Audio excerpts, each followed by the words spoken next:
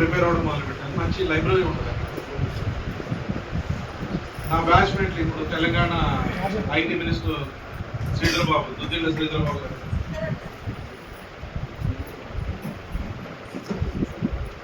ఇప్పుడు government of India department of finance లో, అంటే మినిస్ట్రీ ఆఫ్ ఫైనాన్స్ లో సెక్రటరీ నాగరాజ్ గారు, ఎం నాగరాజ్, ఆయన మా బ్యాచ్మేట్.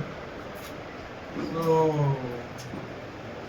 92లోనే నా ఫస్ట్ అటెంప్ట్ ఐఏఎస్ పరీక్షలకి. ప్రిలిమినరీ క్వాలిఫై అయ్యాను, మెయిన్స్ క్వాలిఫై అయ్యాను, డైరెక్ట్ ఇంటర్వ్యూకి వెళ్ళిపోయాను. ఏ కోచింగ్ లేకుండా, ఏమీ లేకుండా.